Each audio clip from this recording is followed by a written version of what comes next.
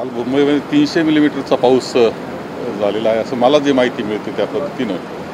तरी संपूर्णपणे मुंबईत तुंबलेले आहेत, रस्ते बंद पडले आहेत, ट्रेन्स खोळंबल्या आहेत. ही सगळी अवस्था झालेली आहे. याचा अर्थ असा की मान्सून पूर्व जी तयारी करावयास पाहिजे होती ती दुर्दैवाने झाली नाही किंवा त्यामध्ये त्या कामाचा खेळ खंडोबा झाला असं म्हणलं तरी हरकत नाही आणि त्याच्यातून या जनतेला मोठ्या त्रासाला पुढं जावं लागतं आहे. ही वस्तुस्थिती आहे. मान्सून पूर्व तयारी ही फार महत्त्वाची असते मुंबईकरता. पाणी तुंबतं हे सगळ्यांना माहिती आहे, काय करावं लागतं हे माहिती असताना ही परिस्थिती होणं अत्यंत दुर्दैवी अवस्था आहे. आणि यामध्ये आमदार आहेत की अधिवेशनाकरता येत आहेत, मंत्री मदत पुनर्वसन मंत्री ज्या वेळेस त्यामध्ये अडकलेले आहे.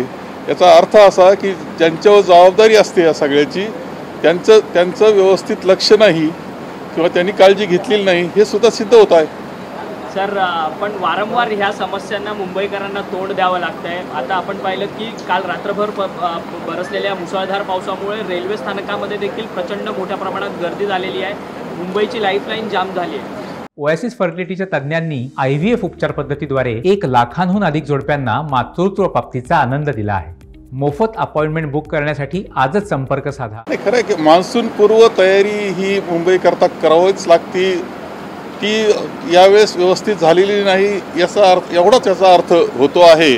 म्हणजे प्रशासन म्हणून जी काळजी घ्यायला पाहिजे. आता खरं जे लोकनियुक्त अशा प्रकारचं जे स्थानिक स्वराज्य संस्थांवर लोकप्रतिनिधी येणं आवश्यक होतं ते टाळण्यात आलं. वर्षानुवर्ष टाळण्यात आलं.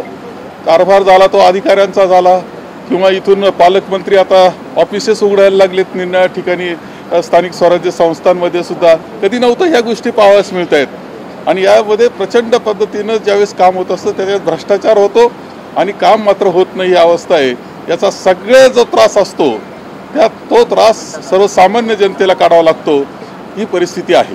मुंबईमध्ये आशिष शेलार यांनी नालेसफाईची पाहणी केली होती निवडणुका झाल्यानंतर. कुठेतरी उशीर झाला, सगळे निवडणुका खर्च होतं. खरं म्हणजे आता आशिष शेलार हे आमदार आहे, त्यांच्या मतदारसंघापुरतं किंवा ते पाहू शकतात काही गोष्टी, परंतु पाहून झालं काय असा जर प्रश्न आहे. ते तर अध्यक्ष आहेत मुंबईचे सत्ताधारी पक्षाचे, परंतु वस्तुस्थितीमध्ये काही घडलं नाही हेच दिसतंय आपल्याला. हिट अँड रन प्रकरण आहे ते वाढत चालले, सारखे हिट आणि रन चाललेले आहेत. धनदांडग्यांचे मुलं गाड्या चालवतायत. विशेषतः त्यामध्ये हे दिसतं का सत्ताधारी जे आहेत त्यांचे प्रतिनिधी, त्यांचे पदाधिकारी आणि त्यांचे मुलं यामध्ये प्रामुख्यानं आपल्याला दिसत आहेत. यात प्रामुख्यानं दिसत आहेत. सत्तेचा जो हे असतो अहंकार असतो, सत्ता आमच्या हातात आहे हे वाटणं त्या कुटुंबाला, याच्यातून या गोष्टी घडत असाव्यात असं वाटून जावं अशी परिस्थिती आहे.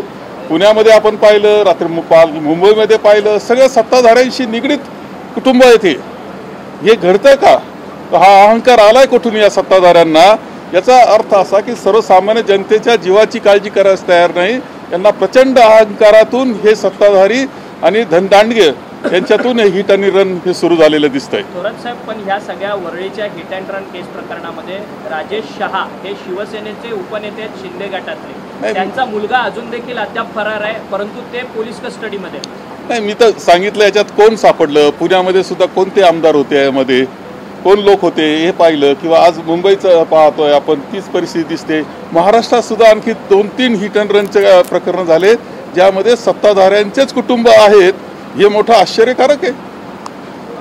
थोडं साहेब, एक शेवटचा प्रश्न. उद्या पुरवणी मागण्या अजित पवार सभागृहात मांडणार आहेत. कशा पद्धतीने आधीच राज्याच्यावर कर्जाचा डोंगर आहे, परत अजित पवार उद्या पुरवणी मागण्या मांडणार आहेत. बजेटमध्ये मोठ्या पुन्हा पुरवणी मागण्या. पहिलं बजेट दिलं, दुसरं बजेट दिलं, आता पुरवणी मागण्या. लाखो कोटी रुपयाच्या अशा पद्धतीनं मागण्या केल्या जात आहेत.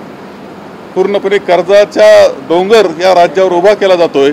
उद्देश मात्र फक्त निवडणुकीला सामोरं जाण्याकरता आश्वासनं देणं, जनतेला भुलवणं, त्यांची दिशाभूल करणं हा उद्देश ठेवून पूर्णपणे मागण्या मान्य केल्या जात असतात. म्हणजे त्या पद्धतीनं मागण्या मांडल्या जात असताना दिसत आहेत.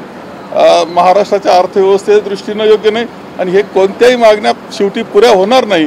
कारण शेवटी पैसा हा तिजोरीत असावा लागतो. ती परिस्थिती या राज्याची राहिलेली नाही.